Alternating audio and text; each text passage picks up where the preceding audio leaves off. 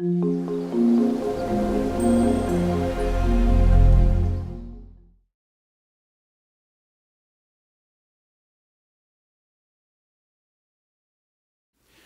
if this is your first time here, one of your first times here, I hope this gives you a good sense of who's here. It is primarily a group of seekers, people who are looking for meaning, maybe the meaning, but I doubt we'll get there. But meaning, and there are usually many meanings, many paths to perhaps the same summit, or we don't know. We like the journey more than the destination. We like the questions more than the answers, I think. And so this is who we are. We come together every Tuesday night, and we talk about things that are meaningful. And I asked someone, a friend of ours of the universities, I said, there's so much political stuff going on in the world. Should we be addressing that? And he said, you are. I said, I think you're right, we are. Because this is what it comes to, is your personal meaning and our communal meaning for what we think it means to be human right now. Yeah. Speaking of which, it's a good introduction for Kabir. So what this is passages, one of our favorite series. We take a text and we give you some context, and then we open it up for discussion. I'm really excited about this tonight because I don't know as much about Kabir as I do some of the others, but I want to give you what I know and some context, and then we'll have our usual great discussion about this most interesting poet saint. And here's our passage. To what shore would you cross, O my heart? There's no traveler before you, there's no road. Where is the movement? Where is the rest on that shore? There is no water, no boat, no boatman is there. There is not so much a rope to tow the boat, nor a man to draw it.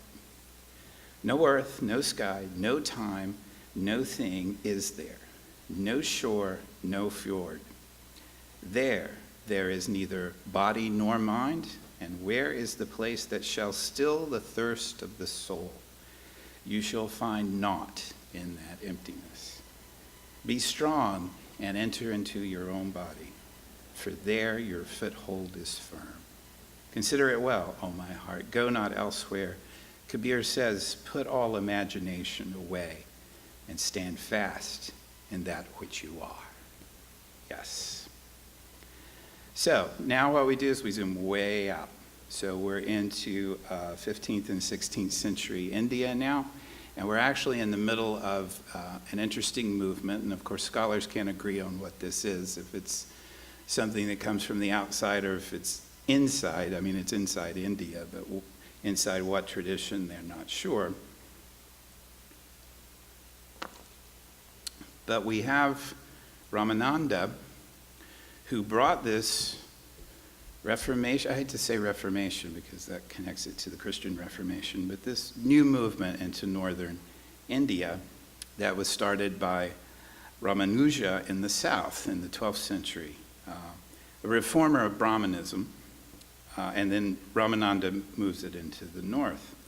And this movement, let's just call it a movement. It's a reaction, as we often see in world religions, it's a reaction against formalism. And you can find this in Buddhism and Christianity and Judaism and Islam. We like to settle things and say, okay, this is that. Okay, got it, this is that. And therefore thou shalt not, and thou shalt. And then we ultimately find that too constraining. And so we say, nah, forget all that, let's start over. And that's Shiva and the process of creation and destruction all over again. This is us. You can see it in the American political system. If you just look at the data of how we vote exactly like that. Right? We vote, okay, this is who we are, got it. Oh, no, I hate that, let's start all over. We're kind of in the middle of that right now, starting all over, I hope, or ending. We'll see. So this movement, the Bhakti movement, is a reaction against this settling against this solidifying of doctrine in the Vedanta tradition. And what happens invariably is, I think this is fair to say, is that the revolution, the reform movement, values the heart over the mind.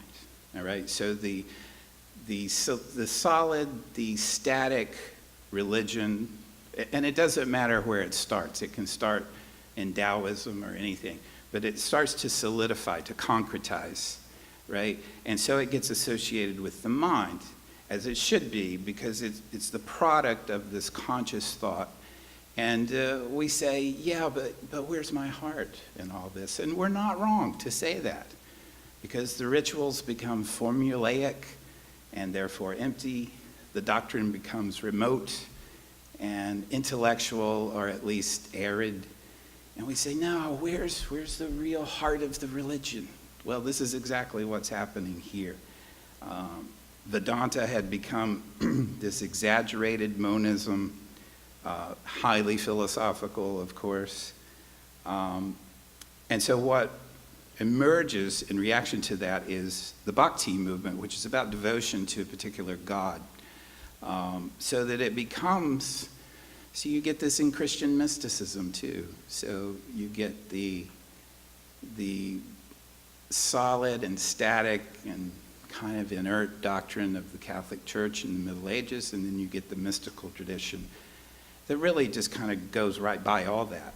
And so you've got these saints, these female saints, for example, like Julian of Norwich and Marjorie Kemp, who are writing about erotic relationships with God.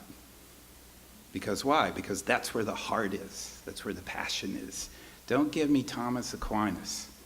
Give me lust for my Savior. Give me passion, right? Give me something happening here. I don't want this arid, systematic, scholastic theology. All right.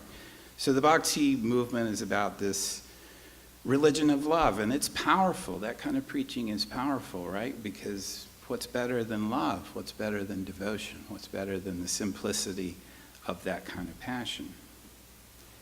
And so there's a syncretic movement here where Kabir and those like him, and there were many like him, these kind of poet saints wandering around the country proclaiming this new religion, newish religion. Rumi is one a couple centuries before.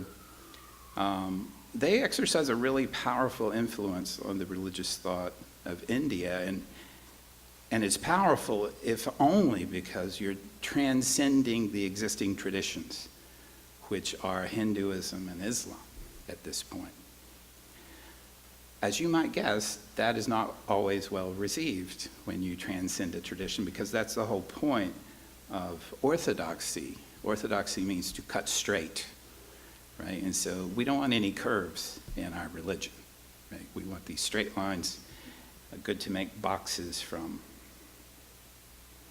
I like this this story of one of these poet saints, Tukaram. He was a Shudra and he became a merchant, and the Brahmins are like, hey, you can't do that, you shouldn't be moving around castes and stuff like that, and who are you to write on religious matters? We do that, so get out of our shop. Does this sound familiar? Very much like Jesus and the Pharisees. Hey, you're in our shop, get out.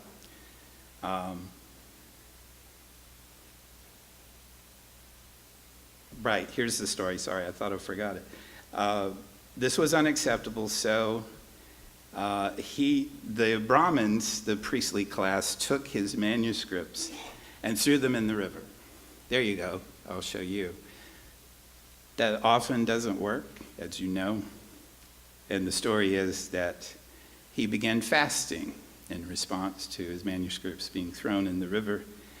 And soon after, his sunken notebooks re-emerged to the surface of the river, right?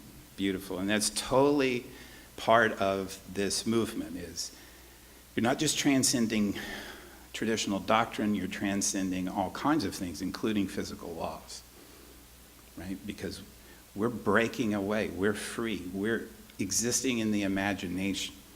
and all things are possible there. Guru Nanak comes out of this tradition, the founder of Sikhism, by the way, and has a relationship with Kabir. All right, so here's Kabir. You'll see the image there. He's a weaver. So he was Julaha, or born into the weaver class and caste, sorry. So you will often see him depicted this way, and of course that's beautiful because we've met a few weavers in our journeys here. Calypso on her island, Penelope in her castle, her home, she didn't have a castle, but she has a home in Ithaca. Weaving is a really important metaphor, especially in the ancient world, because it's about connection, right? It's about making a text. It's about interrelation and making textile, making a thing out of all these relations. 1398 to 518, that's probably not right. That's 120 years.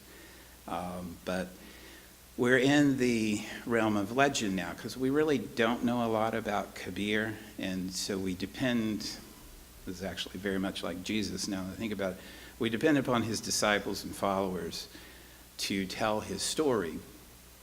And the stories are hagiography, they're sacred stories, and so you tend to embellish, which is fine, that's what makes for a good story, but remember, they're not historians. The discipline of history, as we know it, as a science, as a social science, doesn't exist. They're just trying to tell good stories.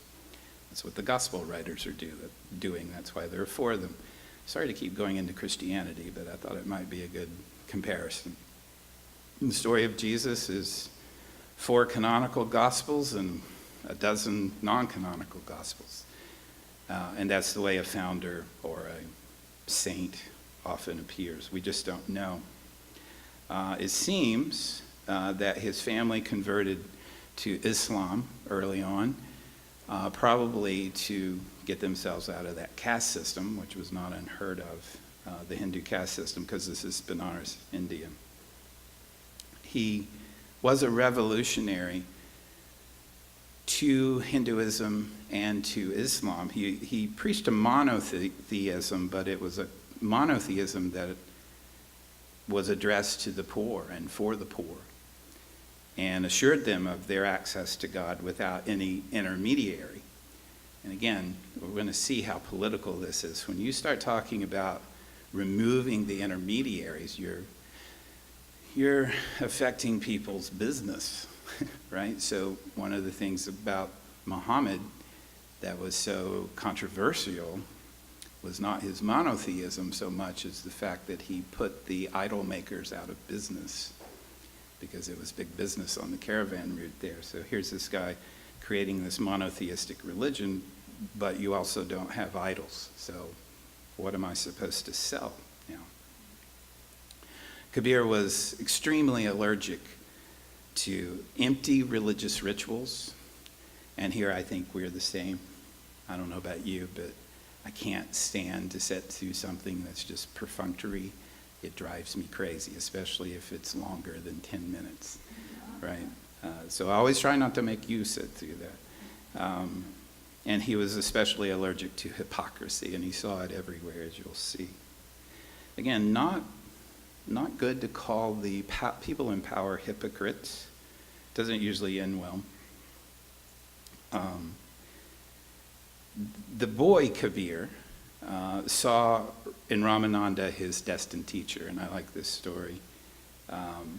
He did not think that this Hindu guru, Ramananda, would accept a Muslim as his disciple, and therefore the story is that he hit upon the steps of the Ganga River where Ramananda was accustomed to bathe, and the master coming down to the water stepped on him and exclaimed, "Ram, Ram," which is the name of God. Kabir then said he had received the mantra of initiation. When Ram said, God, he said, "Okay, thank you. I've just been initiated as one of your disciples." Again, he was a trickster. He was a poet and a trickster. Poets are always tricksters. Watch out for them. He persisted in this claim, much to the chagrin of the Hindu and Muslim orthodoxy at the time, and thus demonstrating in this story, at least, the very principle of syncretism that he would later teach, that there is neither Hindu nor Muslim. There is only you, and you must transcend both. He was a heretic according to these two traditions. He taught the simple union with divine reality, and it was the joy of every soul, not dependent upon caste or its position. He said God was neither in Kaaba nor Kailash. He was neither at the center of Hinduism nor at the center of Islam. In fact, God is everywhere. God is actually within you, and you can find him there. And God is equally available there, Kabir says, to the washerwoman and the carpenter, as much as to the holy man. Does this sound familiar, right? This is Jesus, same thing, right? Overturning the orthodoxy. All the accoutrement of religion is useless. In fact, it's dangerous. You should stay away from it. The offices of the priesthood or the mosque or whatever, these are just traps for you that you must beware of. Holy water, ritual, all that. What does he say here? Dead things intervening between the soul and its love. The images are all lifeless, he says. They cannot speak. I know because I've cried aloud to these images. The Purana and the Quran are mere words lifting up the curtain I have seen. Nice, right? And then he has a famous story about his death. Again, we don't know about him in the historical sense, but we do know the stories that are told about him. After his death, both Muslim and Hindu disciples came to bury him and take possession of his body. The Muslims wanted to bury him. The Hindus wanted to burn him, as is the custom, his body. And so as they argued, Kabir appears before them and told them to lift the shroud covering his body and look underneath. They did so and found in the place of the corpse a heap of flowers, half of which were buried by the Muslims at Maghar and half carried by the Hindus to the holy city of Benares to be burned. A fitting conclusion, it is said, to a life made fragrant, which had made fragrant the most beautiful doctrines of both great creeds and, in fact, transcended them. So, let's hear some of these words of this poet saint. Are you looking for me? I'm in the next seat. My shoulder is against yours. You won't find me in the stupas, not in the Indian shrine rooms, nor in the synagogues, nor in the cathedrals, not in the masses, not in the kirtans, not in the legs winding around your own neck, nor in eating nothing but vegetables. When you really look for me, you will see me instantly. You will find me in the tiniest house of time. Kabir says, student, tell me what is God? He is the breath inside the breath. Wonderful. I'm going to take, for the next few slides, the categories of this translator, Arvind Krishna Mehrotra, who has I usually don't like this, but he uses contemporary idioms and colloquialisms in his translation of Kabir. But I think it works, and especially like the way he organizes the poem. So these are called the upside down poems. I'm already in. I love this. The upside down poems, right? Let's read poetry upside down. No, it's not quite that literal. It's poems that turn you upside down. And that's the whole point. You may recognize this, the process used in Zen, in the koan, where you turn language against itself so you don't get caught in language. Right? You've got to transcend language. This is Kabir. You've got to transcend language. You've got to transcend thought And you certainly have to transcend institutional religion with its rules and rights and constraints. So, some of Mairotra's translations of the upside down poems. I think you'll see what he means. Brother, I've seen some astonishing sights. A lion keeping watch over pasturing cows. A mother delivered after her son was. A guru prostrated before his disciple. Fish spawning on treetops. A cat carrying away a dog. A gunny sack driving a bullock cart. A buffalo going out to graze sitting on a horse. A tree with its branches in the earth, its roots in the sky. A tree with flowering roots. This verse, says Kabir, is your key to the universe, if you can figure it out. Upside down poems. They're designed to shock you out of your comfortable categories, your mental categories, and to introduce the concept of the suspicion of language, because language is what keeps you trapped in those categories. Get beyond that, he wants to say. It's all there if you can figure it out. What is this untellable tale about? That's awesome. This is an untellable tale. All right, so are we done? Is the tale over? Because it's untellable? The ogress and the dog make bedroom eyes. Wait, what? The ogress and the dog make bedroom eyes. The big cat prowls in the jungle. In my family of 5, all hell breaks loose. Led by drum-beating rabbits, a herd of antelopes mounts an attack. Drum-beating rabbits. The hunter's around, though all he does is watch. The sea's ablaze. The forests turn to ash, but the fish are out looking for game. The true pundit will get the story, says Kabir. He's my guru. He'll save himself and save me too. Okay, feeling upside down a little bit? Yeah. By the way, the word pundit actually comes from Sanskrit, and it means one who comments and explains the scriptures. By the way, this is not just random, Hunter S. Thompson type stuff. There are symbols here. So in my family of 5, all hell breaks loose. That's probably a reference to the 5 senses and his inability to kind of process things in this upside down world. There are plenty of other symbols that you can find if you look, as is the case with upside down poetry. How do you, ask the chief of police, patrol a city where the butcher shops are guarded by vultures, where bulls get pregnant, cows are barren, and calves give milk 3 times a day, where mice are boatmen and tomcats the boats they row? Mice are riding tomcats like boats. Where frogs keep snakes as watchdogs and jackals go after lions. Does anybody know what I'm talking about? Says Kabir. The answer is no and yes. All right, enough of the upside down poems. Runaway mind, again, this is Mairotra's categories that I really like. The mind's a short-changing huckster with a crafty wife and 5 scoundrel children.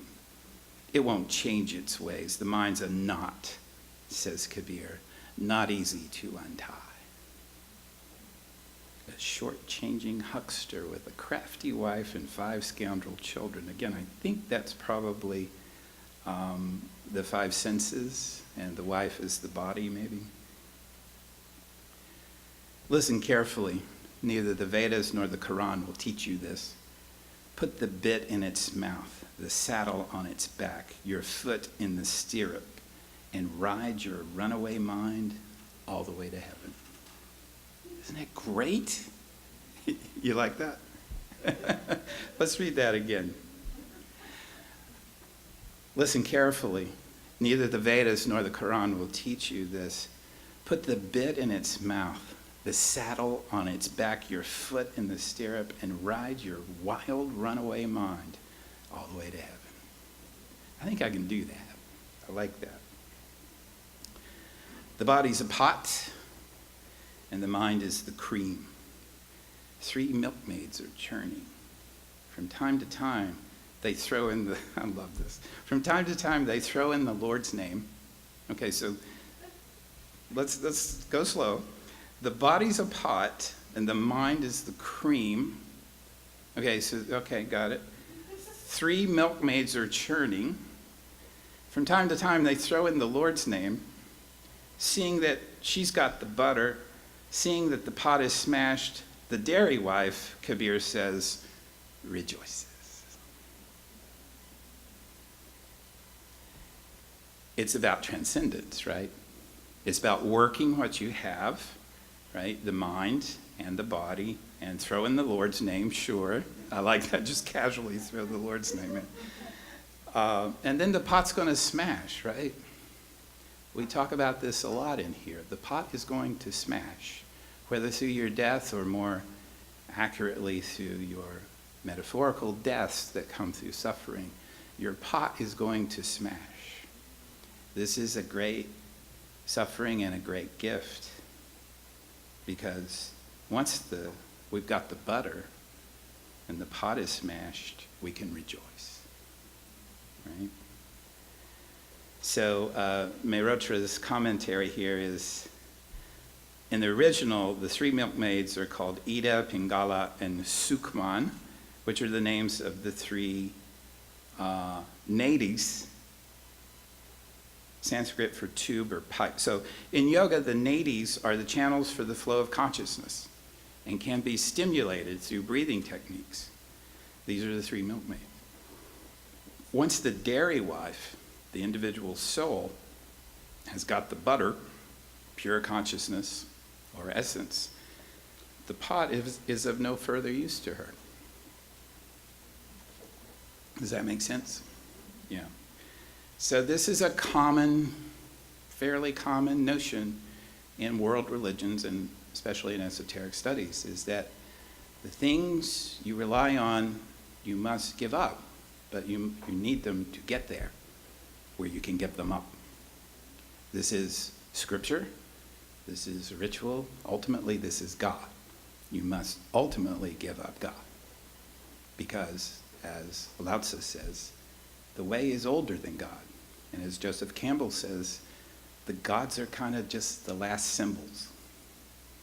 You get past the gods. What did happen here at the beginning? Somebody said, was it you, Sutinder? You said, what's the only question? Who am I?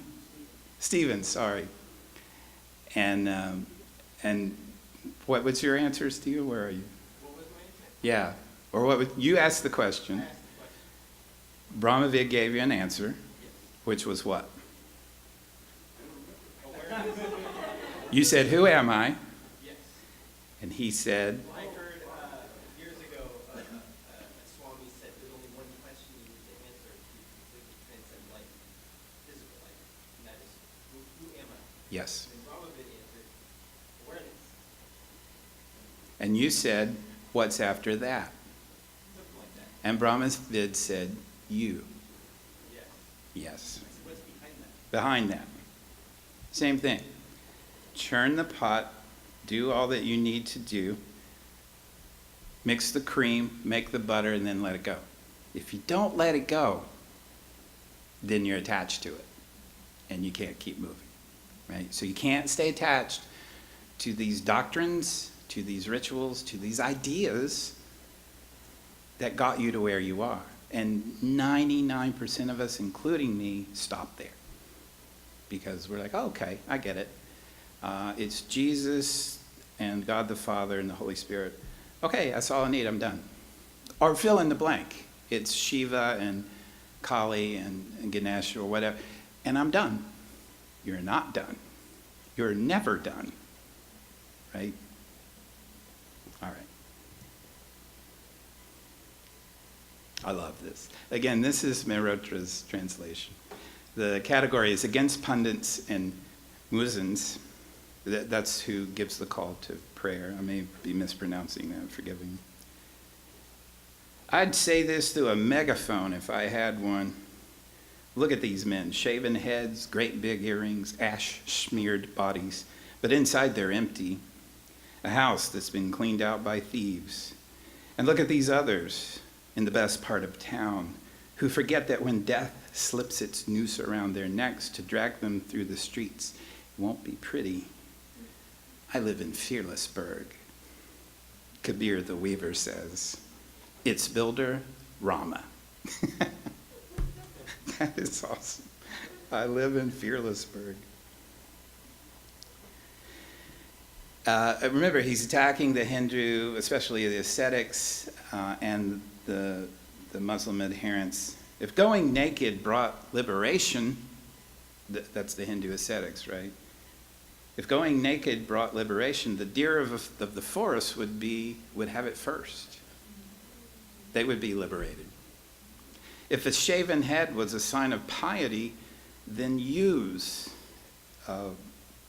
sheep, would be pious too. If holding back the semen brought you closer to heaven, which is what the ascetics did, a steer would lead the way.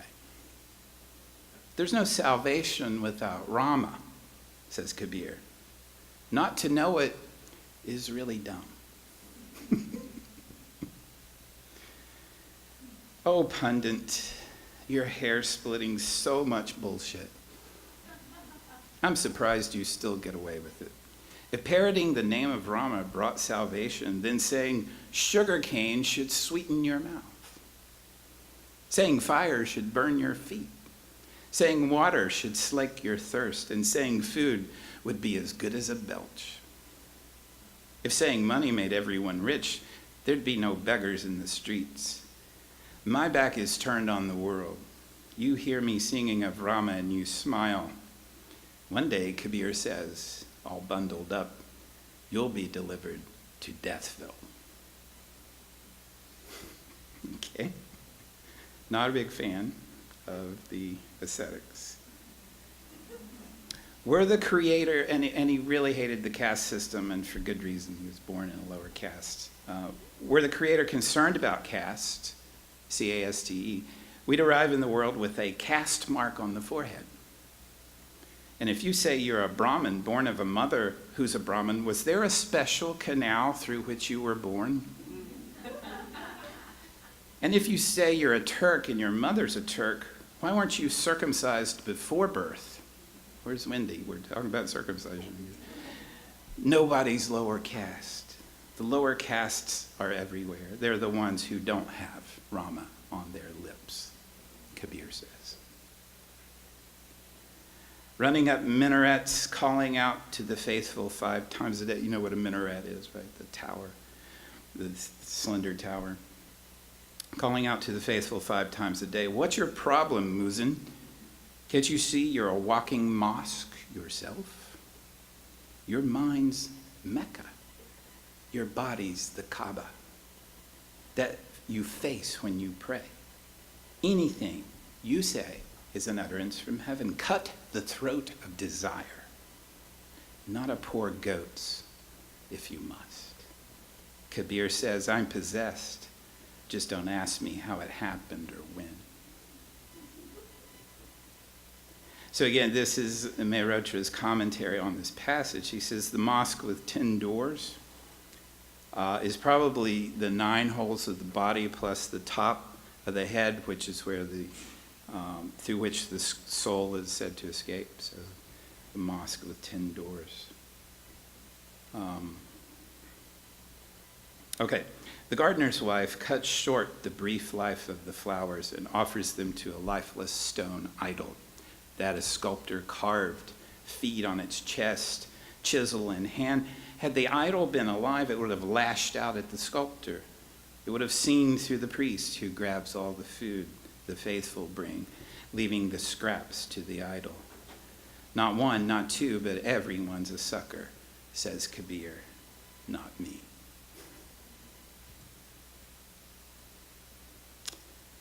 Is there a paradise anyway? And this is our passage for tonight. So now what we do is you get to hear the passage now in context, knowing what you know, which is kind of nice. To what shore would you cross, O my heart? There is no traveler before you. There is no road. Where is the movement? Where is the rest on that shore? There's no water, no boat, no boatman is there. There's not so much as a rope to tow the boat, nor a man to draw it. No earth, no sky, no time, no thing is there. No shore, no fjord. There is neither body nor mind. And where is the place that shall be the thirst of the soul? You shall find naught in that emptiness. Be strong and enter into your own body, for there your foothold is firm. Consider it well, O my heart, go not elsewhere. Kabir says, put all imaginations away and stand fast in that which you are. He says in another poem, I'm waiting, this is very similar, I'm waiting for the ferry, but where are we going? And is there a paradise anyway? Besides, what will I, who see you everywhere, do there? Now, when he's talking to people in the poem, it's often Brahma or God. I'm okay where I am, says Kabir. Spare me the trip. Let's go, everyone keeps saying, as if they knew where paradise is. But ask them what lies beyond the street they live on. They'll give you a blank look. If paradise is where they're heading, paradise is not where they'll end up. And what if the talk of paradise is just hearsay? You better check out the place for yourself. As for me, says Kabir, if you're listening, good company is all I seek. Reminds me of Walt Whitman a lot. He has this wonderful line where, to be with those I like is enough. I swim in it as in a sea. All right, now I'm going to go to, we're almost done. Now I'm going to go to Tagore's translation, which is probably the more popular one. Rabindranath Tagore's in the early 20th century. And he focused here from Tagore on just some metaphors because he's a poet, and poets live and breathe metaphors. The river and its waves are one surf. Where's the difference between the river and its waves? When the wave rises, it's the water, and when it falls, it's the same water again. Tell me, sir, where's the distinction? Because it has been named as a wave, shall it no longer be considered as water? Within the supreme Brahma, the worlds are being told like beads. Look upon that rosary with the eyes of wisdom. Nice, right? Between the poles, I really like this one. Between the poles of the conscious and the unconscious, there has the mind made a swing. You ever been on this swing? Thereon hang all beings in all worlds, and that swing never ceases its sway. Millions of beings are there. The sun and the moon and their courses are there. Millions of ages pass, and the swing goes on. All swing. The sky and the earth and the air and the water and the Lord himself taking form. And the sight of this has made Kabir a servant. Yes. Dance. Dance, my heart. Dance today with joy. The strains of love fill the days and nights with music, and the world is listening to its melodies. Mad with joy, life and death, dance to the rhythm of this music. Joy, life, and death, by the way. The hills and the sea and the earth dance. The world of man dances in laughter without tears. And tears. Why put on the robe of the monk? Brahmavid. But why put on the robe of the monk and live aloof from the world in lonely pride? Behold, my heart dances in the delight of 100 arts, and the Creator is well pleased. The temple bell. Oh, brother, when I was forgetful, my true guru showed me the way. Then I left off all rites and ceremonies. I bathed no more in holy water. Then I learned that I was alone, that it was I alone who was mad, and the whole world beside me was sane. And I had disturbed these wise people. Love it. From that time forth, I knew no more how to roll in the dust and obeisance. I do not ring the temple bell. Oh my God, that's so amazing. Let me read it again. Oh brother, when I was forgetful, my true guru showed me the way. I left off all rites and ceremonies. I bathed no more in holy water. Then I learned that it was I alone who was man, and the whole world beside me was sane, and I had disturbed these wise people. From that time forth, I knew no more how to roll in obeisance in the dust. I do not ring the temple bell. The jewel is lost in the mud, and all are seeking for it. Some look for it in the east and some in the west, some in the water and some amongst stones. But the servant Kabir has appraised it as its true value and has wrapped it with care in the end of the mantle of his heart. See that? Brilliant. Take it from sacred geography to metaphorical geography, your heart. Our founder, Manly P. Hall, had an interesting observation about Kabir. He says, after reading various ways in which Kabir expressed his ecstasies, any comments suffer, and this is genius, any comments about Kabir suffer the same inadequacies that he mentions so frequently.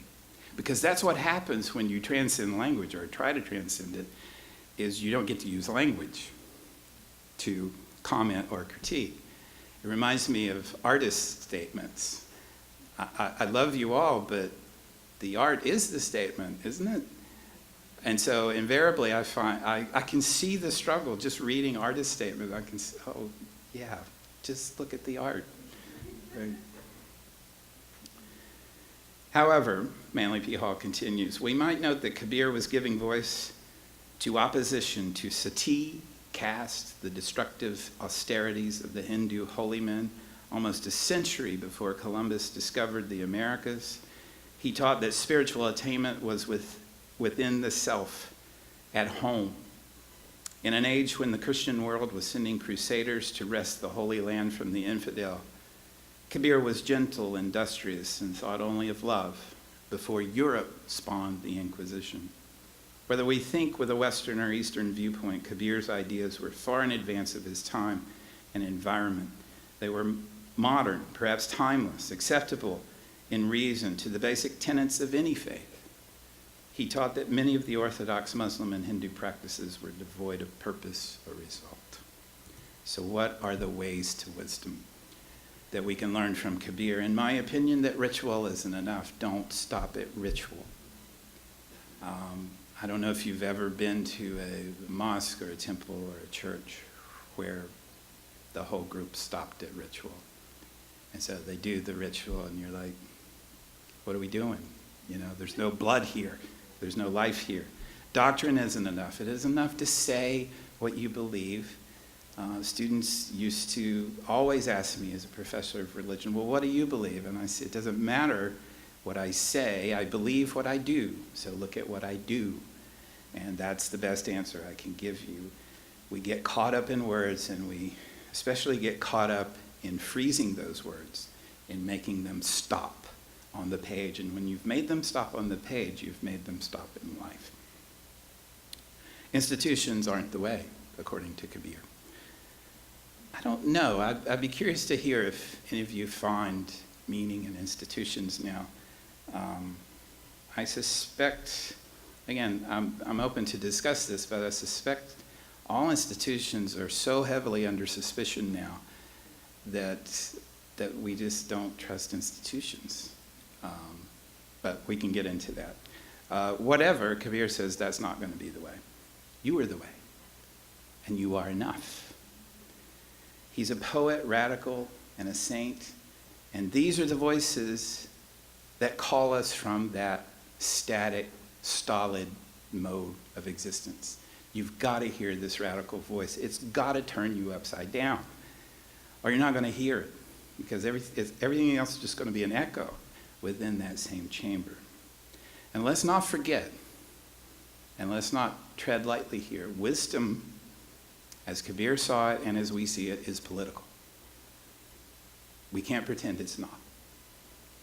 To advocate a position of compassion and thought and consideration of all viewpoints, our values here, that is not an objective and inert position. That is a political position.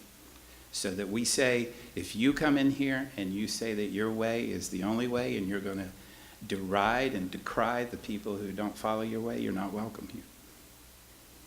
Wisdom is political, and it makes for revolution. Thank you for your attention.